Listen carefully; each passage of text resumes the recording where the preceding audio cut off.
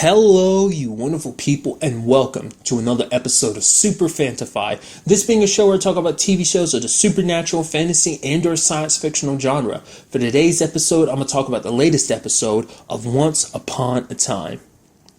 So in this episode, we got a very nice look at Once Upon a Time's version of the Aladdin story.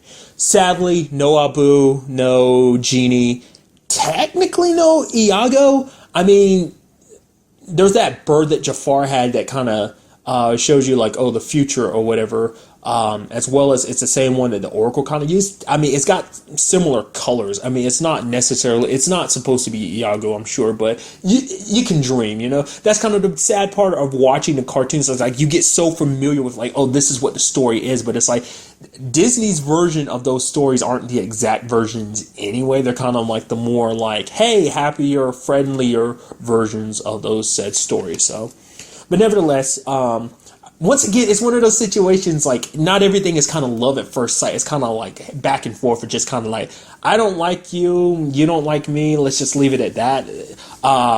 Like for instance, Prince Charming and Snow, a little bit like that between Red and Dorothy. They kind of were kind of like that to a certain extent. Definitely with Aladdin and Jasmine, both of them been like, no, you're selfish. No, you're selfish. No, you're selfish. And it's just like, wow, bickering back and forth. They like the fact is they went to the Cave of Wonders and whatnot. So it's just, to me, in my mind, it's just like, I won't like, because, you know, Kingdom Hearts has been so much on my mind lately that it's just kind of like that submits more in my brain. Like, oh yeah, that's Aladdin to me. So I'm not saying his version was bad or anything like that, but it was just kind of like, it was missing the stuff that I've come to know. Like, I wanted a Genie, I wanted an Abu, I wanted an Iago. So it's kind of, it didn't work out that way. And also another side note, because we're like, I want to get all geological on this. Geographical is the word I'm trying to say. God, I'm stupid. Not geological, geographical. The fact of the matter is, I've always thought Agrabah was just the city, like the city itself was Agrabah. But when you go there, it says capital of Agrabah. So the entire country is Agrabah and the city itself is just the capital. But to me, that just always blew my mind because I never really, from what I remember of Aladdin, because I remember the TV show too, I don't really, well, there were other places because there were like other people, like princes and stuff from other countries and whatnot, but it never dawned on me because those were years ago since I saw it. It never clicked in my brain. It's like, oh yeah, like Agrabah is a country. It's not just, I always thought it was just that one that big city in a desert. I thought that was Agrabah, but it's like, no, the entire country, even though you really don't get that. The city is the capital, and you really don't get that much of a look. I mean, in any form of Aladdin that I've experienced, you never really get a really good look at what's outside of that. Outside of the vast amounts of deserts, outside of the Cave of Wonders, it's not like something you really have explored. So that was just kind of interesting to me, just something I had to kind of talk about really quick. I know I'm kind of going like well off the board here, but the fact of the matter is things played out differently. Like, it's like, you know, going into the Cave of Wonders, Jasmine kind of set the whole thing up because she knew. She was basically like, oh, we're here to get something known as the diamond in the rough. But it's like, no, it's like, oh, this is some object we have to get. Aladdin, being the crafty thief that he is, kind of did a little bit of an Indiana Jones thing. Okay, and I'm going to shift the weight so that the sword stays in balance and doesn't activate the trap. And yes, I did it. Besides that, he did it with a golden monkey. So in my brain, I'm not saying that it is this, but in my brain, I'm going to rationalize it as being like, hey, that's an homage to Abu. I know it's not, I don't know why I'm saying Abu. I don't know why I'm saying it weird like that. I've never said, I've always said Abu. I don't know Abu, like why I'm saying it. Nevertheless, moving on. So I'm gonna look at it that way. I know I'm completely full of it, looking at it that way, but that's just how it's going to be. But it turns out like, hey, the diamond in the rough doesn't mean anything because it ends up disintegrating in his hand. The place starts falling down a little bit. He stops it with magic, and it's like, hey, that was the point. You're the actual diamond in the rough. This whole situation was to kind of awaken your magical powers. Hey, you can take on Jafar now, which kind of brings, you know, up, you know, what eventually leads into the whole big story of the episode is you have Jafar popping up and gives him a special pair of scissors. They're basically scissors that belong to the Sisters of Fate. In case you're randomly not familiar with them, that basically they weave fate isn't it? I don't know what the material they use. Maybe it's yarn. They basically weave fate, and that basically they use special scissors to kind of cut those lines. I mean, I don't know if Once Upon a Time follows that story exactly. I remember them specifically from the Hercules movie / cartoon, because basically they had that one eyeball that they would basically pass between the three of them, and they tried to, do it to Hercules, but, him becoming like a full-fledged god in the movie ended up making it so they couldn't cut his rope or whatever. I mean, the string of his fate. So essentially, Jafar's like, hey, use this. You can cut ties with being a, savior. You can take all the riches from this cave of wonders and go off and Prince Aladdin sounds a lot better than Aladdin the Savior, But Aladdin didn't fall for it. Showing up on a magic rug, at least we had that. Granted, the magic rug doesn't have the personality that carpet does, but still, I'll take what I can get. I did like the fact of what Jafar did, like how it looked, basically putting Jasmine into a gigantic hourglass. Because there's always been different versions as to what exactly he wanted. Obviously, he's always wanted the throne. In some versions, I feel like he also wants Jasmine too, because by having Jasmine, he legitimizes him taking the throne a little bit more. But in this one, it just seemed like he was just outright going to kill her. So, I mean, I think it really depends on what interpretation you go by. But nevertheless, Aladdin saves the day, yay, and it's about me and Jasmine, and it's like, nope, because that just kind of got in the way. It kind of, kind of bringing it back to the main plot episode, it kind of coincides with that of like, being the savior sucks to a certain degree, because it's like that responsibility kind of ruins things. Like for Aladdin, being a savior always kept getting in the way of him and Jasmine. It was never they both, not just his side of things, but her side as well. Like being a princess, like they kind of let duty kind of override anything that could happen to them. Because you take someone like Prince Charming and Snow White, they still came together, and they came together to do both their duties. Like they were dutiful as I know I'm an immature child, but they still kept with each other. But it's like for Jasmine, it's like for her, it's like finding Aladdin. Her main reason for doing it. I mean, luckily, ended up finding him. I figured that the whole situation was like, oh, he's not really dead. There's no way. And it's like, no, he wasn't. The reason why they couldn't really find him is because he had cut ties with being the savior. That's where we saw him at the beginning of the season, where you see him being kind of taunted by Jafar. Like, that's probably after he had already cut it. And it's like, Agrabah had kind of fallen into despair. Apparently, Aladdin, being a little turd he is, has apparently been in Storybrooke the entire time since the first curse broke. He actually, after he cut his string of destiny of being a savior, he ended up going to the Enchanted Forest and ended up got brought here with them. So it's like he's been sneaking, like with literally everything that's going on. I know that's just something the writers just added in, like, oh yeah, he's been here the entire time, just no one's seen him. I mean, he's very good at hiding himself away, Once a street rat, always a street rat. And I don't mean that in a derogatory way. It's like, Aladdin takes pride in being the street rat that he is. It's kind of like, it's what's kept him alive, it's kept him going all this time. I mean, if it wasn't for that, he probably wouldn't have been able to stay hidden the entire time. But like I said, it's kind of interesting how the fact of the matter is, it's like, he's technically been here the entire time. I know that's something that just slipped in, but I still like the fact that was added. Like, I've been here the entire time. You just didn't notice. Like, I'm just that good of a thief that I've been stealing stuff here and there, and no one's really noticed till now. So, but then he's like about to confront Jasmine and everything. Oh yeah, Jasmine. And it's like, okay, we got to go back. Agrabah's in danger. It's like, ooh, I am the savior, right? Yeah, about that. It's like, that's going to be very interesting to see where that goes. Like, how would Jasmine react? Because even he was scared about it. Henry had to talk him out of it, being like, it's okay. Like, you have this time now. You won't really know unless you give it a try. Like, because it's like, Jasmine's going to realize that I ended up picking being selfish over, protecting people. And it's just like, either way, it's understandable, because that's a heavy burden to bear, especially when knowing the future. It's like, you being a savior means destruction, because we still haven't really tapped into the other saviors. Like, the only saviors we've really gotten to know so far is Aladdin and Emma. I mean, prior to this, even the others didn't even know there was such thing as another savior. Only savior they've ever known of was Emma. Which, that whole situation, it gets even more depressing because of what Henry and Jasmine feel, because they both feel most responsible. Like, oh, we put both Emma and Aladdin on the paths to becoming saviors, and so we're kind of the reasons why they're going to end up dying, and it's all our fault. And it's just like, damn, that's a lot to take on, especially because Henry was like, I'm so sorry, Mom, this is all my fault. She's like, what are you talking about? He's like, I made you a savior. I knocked on your door and I brought you here. You could have led a normal life. But she's like, I don't regret it one bit. I would, even if I had a chance to go back, I wouldn't change a thing. Because of that, I have my family. I've got to be a mother.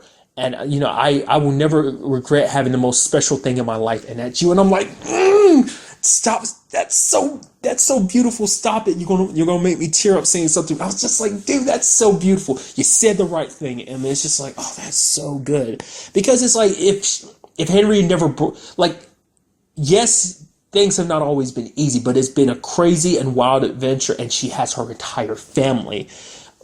She was all alone for the longest time of her life, but now she's surrounded by so many people that love and care for her. Not just Prince Charming, not just Hook, not just Snow White, not just Henry. She has Regina and everyone else in Storybrooke that looks after her, because it's not just about like, oh, she's our savior. She's important to them too, because I'd like to at the very least think that she's like family to them too. The dwarves, Granny, so on and so forth.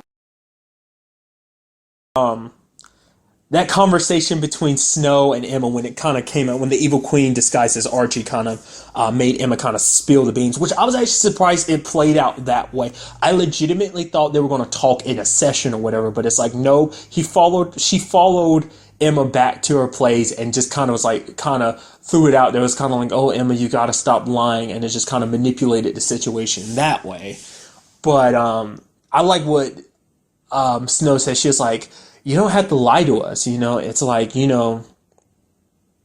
we're a family, we can handle this together. And she's like, I know, I'm sorry. She's like, we'll forgive you, we always will, we're family. But she's like, you have to know that family, we never lie to each other. And then it cuts to David saying something to them, and I'm like, duh, that's so ironic, because for one, we got two people lying now, because Emma was like, no more lies. She brought the scissors up, and the shears. I keep calling them scissors. They're shears. I'm sorry. But she keeps bringing them up. And now I'm thinking about it, it's probably not yarn. It's probably wool. Now that I'm thinking about it, because shears and sheep and wool, I know it's well past a point now, but that just clicked in my ring because I'm an idiot.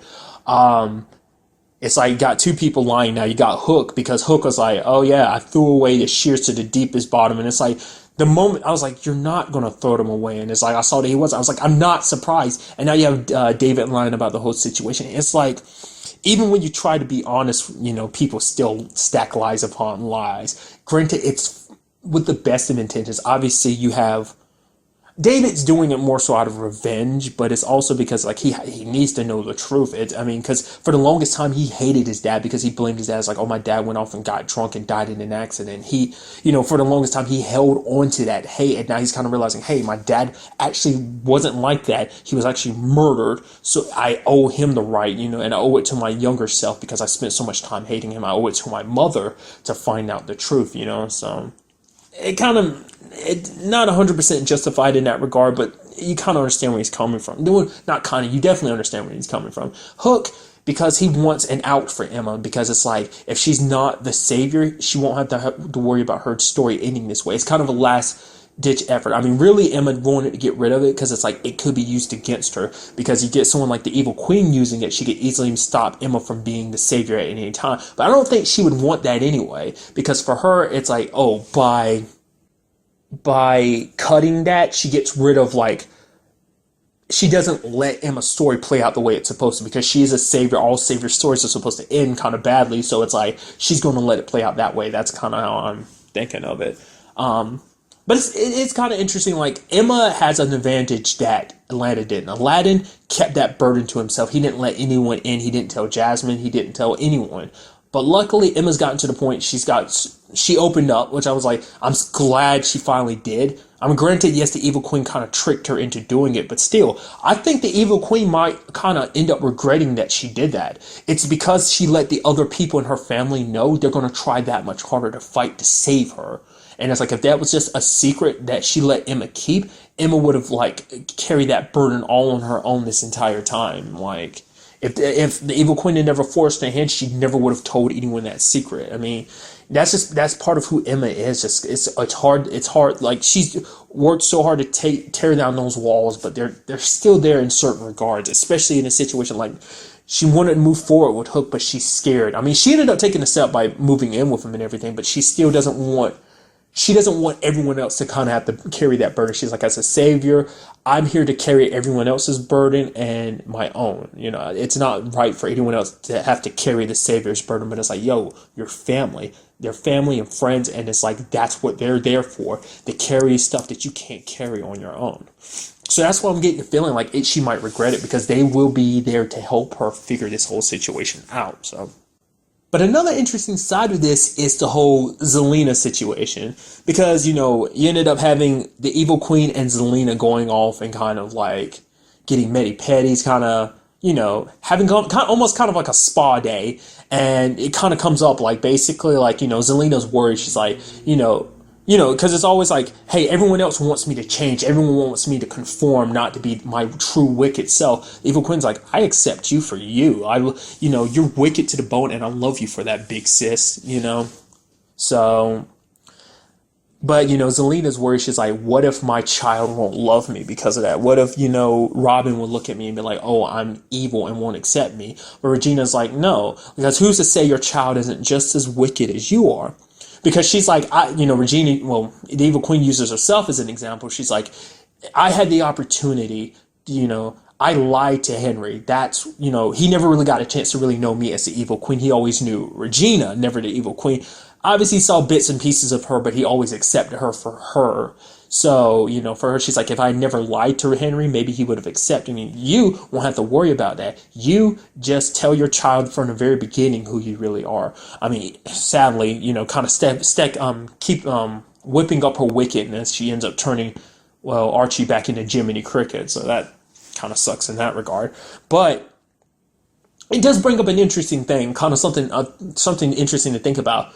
If Henry had really known about her as the evil queen first, would he have ever accepted her? Because the evil queen, her past as the evil queen, it wasn't the best, but Henry accepted that part of her. It's like, well, for him, it wasn't accepting that part of her because he realized it's like, that's not who you are anymore. So for him, he completely dissolved, like completely got rid of the queen from his mind, which that in itself could be another interesting thing.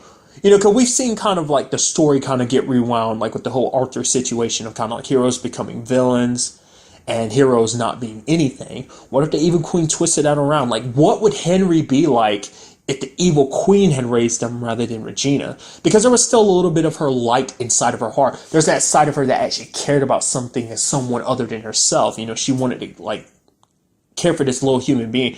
Granted, she did it because she didn't want to be alone. That was kind of her main reason for doing it. But you look at the relationship now, it's like, how very different would Henry be had the evil queen raised him? That's just interesting thought.